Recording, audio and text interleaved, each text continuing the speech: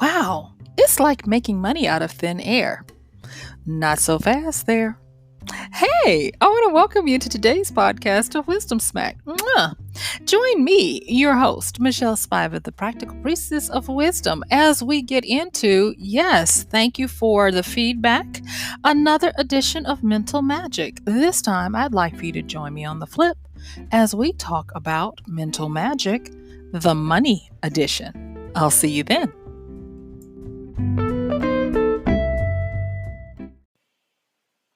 Ain't that just like wisdom? The podcast that I was one of the podcasts that I was apprehensive of doing is the one that you guys said, yeah, we want more of it. So thank you for those of you who reached out to tell me that you really enjoyed yesterday's podcast of Mental Magic and that you would like to hear more of this with regards to the money. And so, yeah, I've got you. And so, what we're going to do today is we're going to talk a little bit about um, attracting abundance and prosperity and provision and all of those types of things, and how you can work with freeing your mind to be able to give yourself permission to receive. Okay. So let's get into it. So there are a lot of things that I wanted to talk about. And the first thing I want to say is this, that one of the biggest issues I see with people who are trying to make the move from receiving money for work they've done, either contractually or as an employee, to being the person on the other side who generates the money as a self-employed entrepreneur business owner, is that there is this big misunderstanding of what money is, what money does, and how to attract it, and all of this kind of stuff. So, off the rip, what I'm going to say with regards to your mental magic when it comes to money is to stop equating a job with the way you receive money. I'm going to say that again. Stop equating a job with the way you receive money. The next thing I'm going to say is stop looking at money as the way you receive abundance, prosperity, provision, security, and those types of things. Now, for the first, I want to say it took me about about 5 years of having to go through that mental gauntlet over and over again, going through the test only to fail, only to not really get what that meant. And so I'm not going to expect you to be able to just get it just because I say it. But what I will say is this, the faster you can take away the connection of this narrow understanding of how you can have provision, the better you will be. Now, I am not talking about woo woo pie in the sky stuff. I am talking about real things. And with the mental enslavement around money, most people are familiar with their money programming. They're even familiar with their money personality. But a lot of people are not able to take that and put it into the next step to where you start actually being able to create and receive and keep and grow. And so this is not saying that I have all the answers, because my experience is limited to my experience, and and the experience of those around me who do the same thing. So now let me preface this and set this up real quick. I have been working for myself for the last 12 years. My income, my business's income, uh, is what supports what I do. And so because of that, the buck has to stop with me. And one of the biggest issues that I had was, like I said before, getting past the understanding of how to receive income, compensation, reward, and those types of things for my efforts, for my ideas, for my work, and all of this kind of stuff. And I really want to say that for some people, they get this way faster than I do, but a lot of people, it takes way longer. And I'm going to attribute this to an experience I had when I was younger. So I had just finished my master's program. I was young. And while I was trying to do counseling for a parachurch organization that didn't have a lot of money, I went and I got a temporary job. Yes, and in that temporary job, I was working as part of a HR company who would help to get people transitioned out of a company that was quitting or going away. And at the time, it was an oil company. And I was in the Oklahoma area. And this oil company, which is still around today, by the way, but this oil company had a location in this town, this city, I should say, for many years. And the average person was too young to retire, but they had been there so long that they had an average of 25 plus years work history with that one company. And so you had this company that they were closing down this facility, and you had hundreds of people being affected. Well, actually, it was closer to 1,000 being affected in this town. And so, as part of the agreement to close this down, they had to be able to receive resume writing help, job transition help, and all of that. And I was young at the time, so I did not understand a lot, but what I did learn through that experience, and it was like it was supposed to be a year, but it actually took more closer to 18 months for us to get everybody transitioned out. But what I took away from that was how fearful and ensconced people become with their identity of a job. We had gentlemen, and it's not that they were weak, but it's just if you have like there was this one guy, no joke. He was too young to retire, but he had. Are you ready for this? He had worked for the company 41 years. 41, and he was too young to retire or get social security benefits or pension or any of that kind of stuff. I mean, he went right from high school into this company, and that was the only company he knew. And I wish I could say that he was the only one. It was many people like that. It was just that his stood out because he had been, I mean, he had worked longer than I had been alive at this one company. And so his identity and his security was firmly equated with his job, his company, his title, and all of that. And he was the sole breadwinner for not only his immediate, family, but for others because he held a pretty good job there. He made pretty good money there. And so, what do you do when you have someone who is still in their late, not even 60, and you tell them they have to go find another job and they've only had one, and their salary is way above what someone who even had a master's degree at the time was getting, so it was really hard. And dealing with them and using my counseling, skills at the time, such as they were, I started learning that it was true that money and what it represents can be very hard on a person. And losing a job or being released from a job can be like coming off of a highly addictive substance for the pain of withdrawal that you go through. Not that the people were addicted to their jobs. It's just that when you are used to a certain type of relationship or security, if you know you're going to get paid on the 15th and the end of the month, your entire life is set around that. A lot of times the way people bill you is set around that. And so the idea of something not hitting your direct deposit bank account on those dates is very fearful.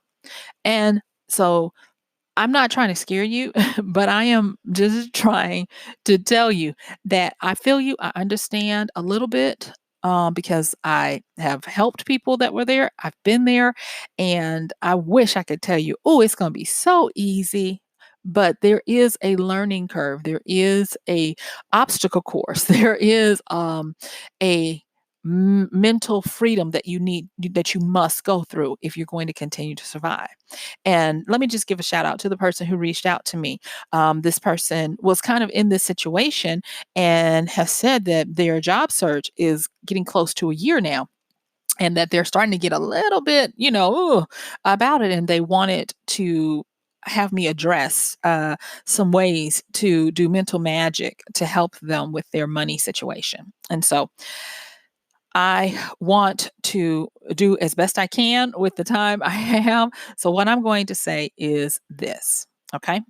To do what you need to do, I want the people, whoever might be listening, I want you to understand that from this point forward, even if you have a job and you want to get off from under the yoke of an employer to start making your own way, start making your own income, is to change from understanding that you don't earn, you create. I'm going to say that one again. You don't earn, you create. Because if you earn, that means that you have to earn something from someone else. But if you create, that means that you establish something and then others give because they want to acquire what you create. It might sound like semantics, but the energy behind it and the freedom that it takes to maintain that is completely different. All right. So release that idea that your income comes from a job. Have you ever found yourself looking at someone who may have gotten fired and in your mind you're thinking, "Oh, they're going to lose it all. They're going to lose their home. They're going to then and you tell people, that might be having some financial issues and they're working on doing their little thing and you tell them, "Quit playing around and go get a job." Yeah, that right there should be a little insight in that you might be one of those people who still has that strong umbilical cord connection whereby you believe that income, money, provision, security comes through a job.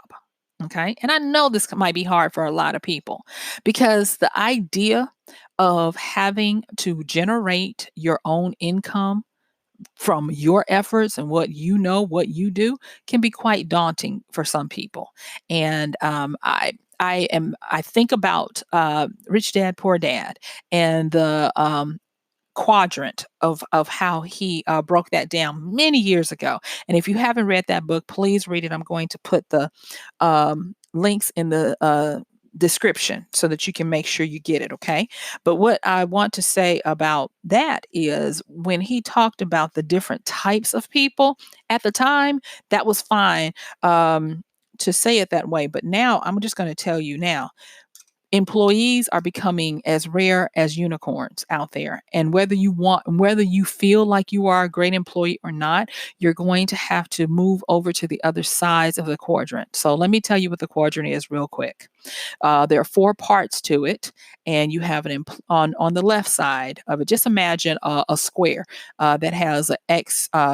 A cross through the middle of it. And so you got four blocks. So on the left side, at the upper left, you have an employee. Right below it, on the lower left, you have a self-employed. And then on the other side, in the upper right, you have an entrepreneur, and in the lower right, you have a business owner slash investor. Okay. And the premise was here that depending on where you fail, it let you know or should let you know what your ability to gain wealth would have to be. And what I did like about the quadrant is that he didn't say that if you were an employee that you were a lowly, lowly member of a low caste system.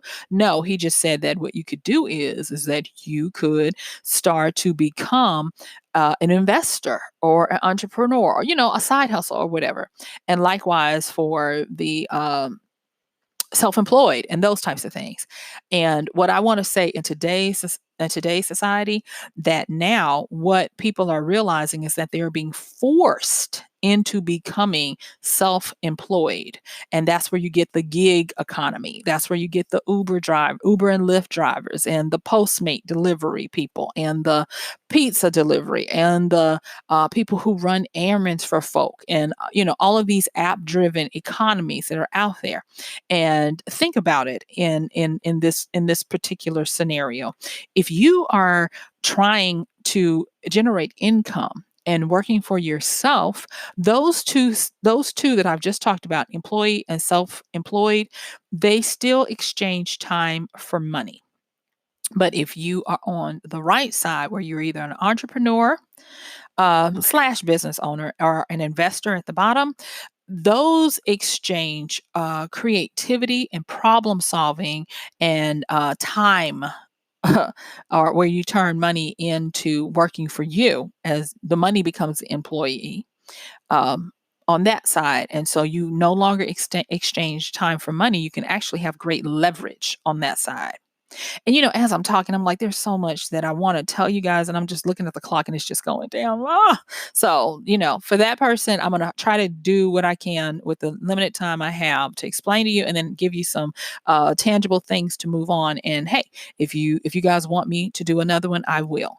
But so for today, I'm going to keep this real lean and mean. And that is the first thing is if you are no longer an employee, and you are not able to successfully replace your income as a self-employed because there is a learning curve to it and it's a lot of hard work. The first thing I'm going to tell you to do is to quickly become a investor. And you might say, well, Michelle, I don't have any money. That's why I'm trying to figure this thing out.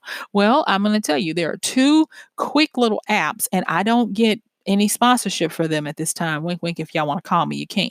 Um, but you can use things like Stash, Stash, and I've mentioned these before, and Acorns with an S, apps that you can put on your phone, whether it's iPhone or Android, and you can link that to where you can automatically invest in stock.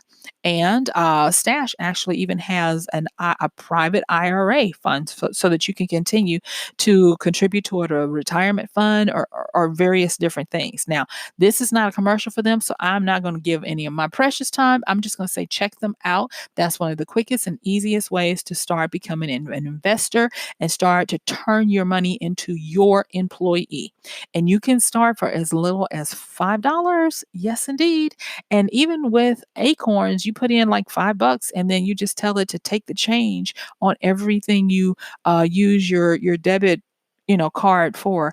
And thus you'll look around and in a month, just by doing something as simple as that, you will have invested $20, for things that you already were going to spend anyway. So that's one of the fastest ways to do that. Is that going to pay a bill right now? No, it is not. It really isn't. Let's just be honest, because that's a long-term strategy. So I'm going to talk quickly about some reframings to get you out of this mental imprisonment and to help you start moving from being an earner to a creator who gets compensated very well. Okay. So the first thing is don't focus on a dollar amount. I know that you know the dollar amount that you owe. I know the mortgage, the rent, the car payment, insurance, all of that stuff.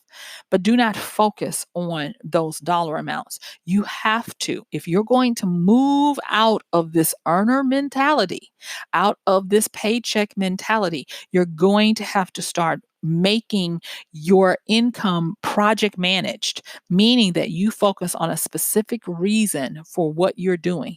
If today you're working on, or this week you're working on the mortgage, maintain your focus on the mortgage. This is mortgage week, or this is mortgage 2 weeks, or this is mortgage month, or whatever, mortgage day. You focus on getting that thing done and don't focus on it as an insurmountable mountain about to, create an avalanche and take you under. No, focus on it as being something that you're just wrapping up, completing, and if you can, that is already done. I know it's going to sound woo woo, but it works. So, say for instance, you got all this stuff due, take the ones, and this is where you have to also employ strategy. So, you have to take the ones that have the biggest impact and you need to make sure you prioritize.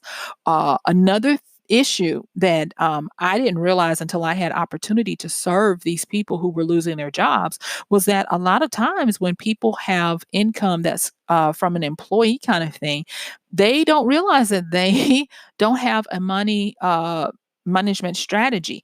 They usually pay what's due when it's due instead of looking at what do I need to continue to survive. Okay, and I'm not going to say that this is for everyone, but I'm just going to give you some quick examples. In order of priority, you have to have a shelter, a place to stay, whether that is you're living in a tiny house, a RV, a van, or an apartment or a home.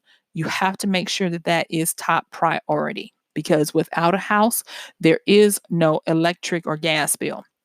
The next thing after that is utilities. Okay. So then, and I'm going to say this right now, if you're trying to generate income, one of the things I'm going to say that people don't realize that they have to take into account that now it becomes part of your business expense is your cell phone. If you can't have anything else, you can do a lot on a smartphone these days, including run a business for a minute.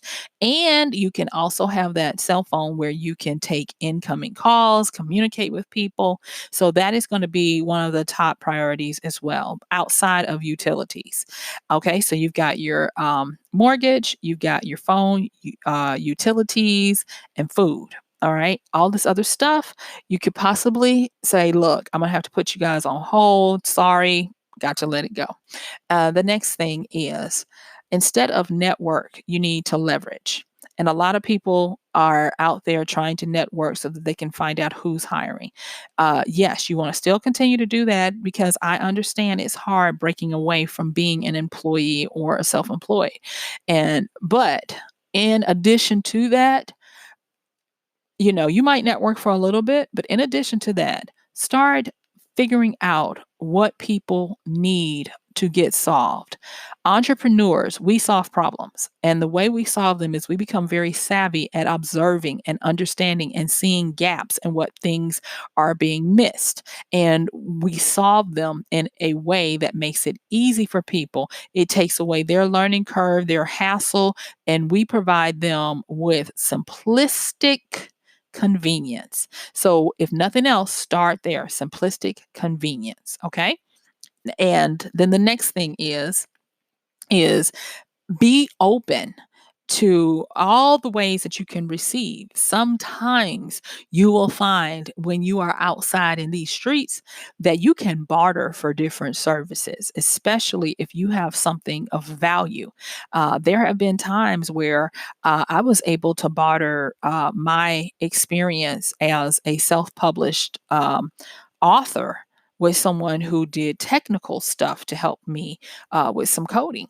And I mean, it wasn't even that we couldn't quote unquote pay each other. It was just faster, easier, and a better benefit to both of us to do that. And so with that, I was able to help them write and publish a book, and they were able to help me with some web stuff and other technical things that I was looking for. So don't ever try to tell the universe, God, whomever, of the only way that you can receive your blessings. Okay, because me helping them and them helping me, they were able to receive money. I was able to receive money because we were able to do what we needed to get that done. Also, don't put your eggs in all in one basket. There is a rule. It's not a hardened rule, but it's a good one, and that is to have at least 7 forms of income. And when I say 7 forms of income, I'm also including the ones that you don't think are income. Think about it. If you have a little account over here that nets you $10 a month, that's income. You count it. Don't despise the little things. Count it, okay? Have a diversified portfolio of income because if you only depend on the majority of the work coming from one place, and just for make no mistake, things happen. I mean, there have been times I remember a couple of years ago, it was in November to be exact. All of us self-published book folk, we not me, but they were having a problem because it was a glitch with Amazon and they didn't get paid, and it caused a ripple through their lives. I was diversified. I had books that were wide. I also had sales coming in from training products and consulting work, and a few other things that I had at the time, and so I was able to be okay. And that goes back to the strategy that you now have to use now that you are creating your income, your prosperity, and your security. And the next thing, as quickly as you can, start to have a priority of how you receive monies. And I want that to be this way: royalties, recurring income, monthly income that you receive for maybe it's rental properties or something like that, and let income from time Exchange be the last thing. And if you can, try to find at least 7 ways that your income is coming in, but make it where royalties and recurring income are the biggest. And if you notice, I didn't say anything about passive income because there really isn't a true passive income. You got to put some work in and you've got to continue to maintain this stuff. So, now with the last 5 minutes, let me spend some time giving you some specifics on what you can do now to use your money magic your mental magic to get your money. I guess I can call it money magic. Okay. So the first thing is I want you to figure out a way to identify a problem that you can solve.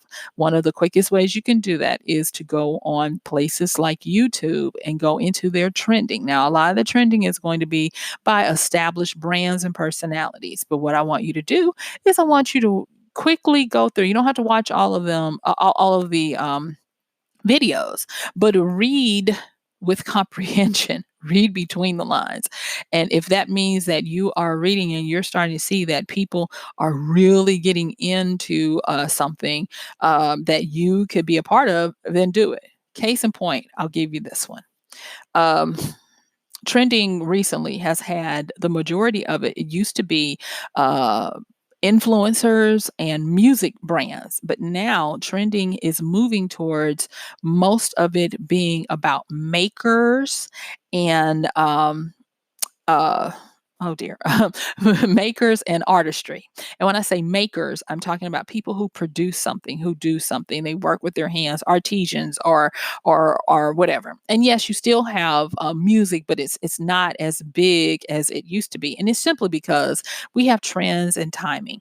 And so with regards to makers, you don't have to be great at making, but what you can do is you can take people along for the journey.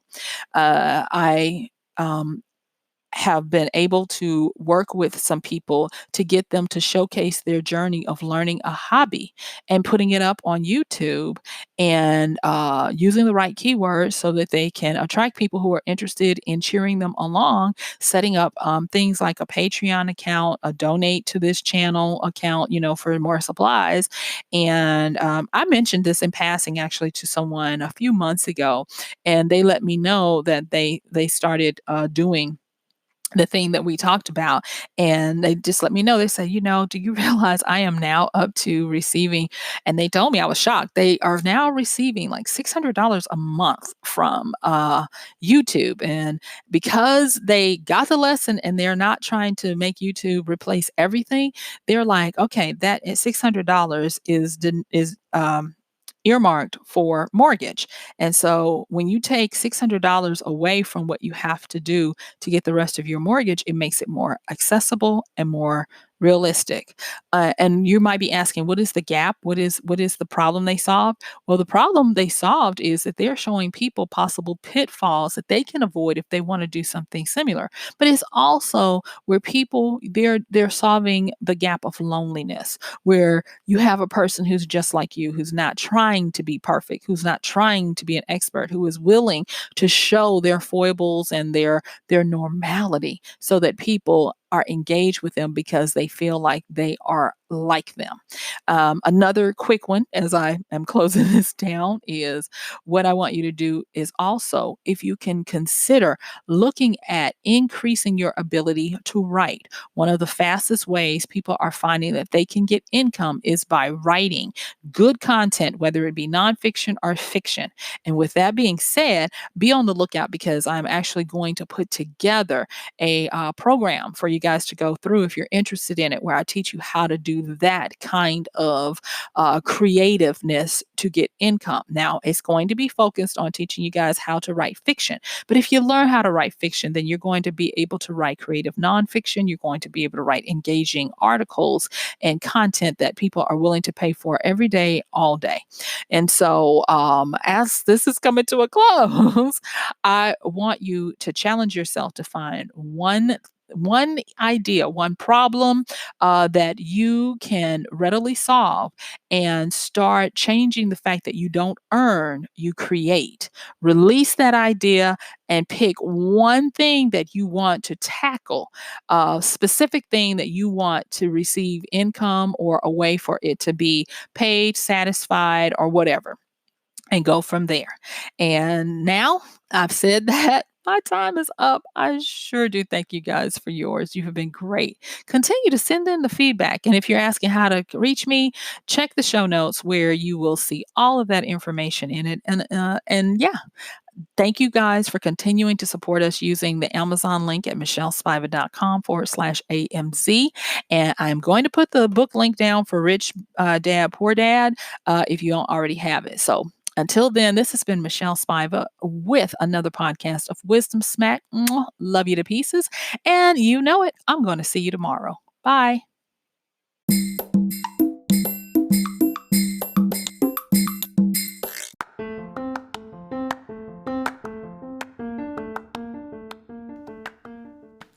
And that's going to do it for today's podcast of Wisdom Smack with Michelle Spiva. If you like this podcast, please help us get the word out. Like, comment, subscribe, and even share. And if you really like it, please help us continue to get the word out by considering using this show's link for Amazon. So when you want to go to Amazon and you do all of your general shopping, please use MichelleSpiva.com/AMZ. It's simple as that. It doesn't cost you anything extra, and this show might receive a little bit of commission that will go towards helping to further get these episodes out to you and to others. So thank you so much for listening. This has been Michelle Spiva with Wisdom Smack. Bye.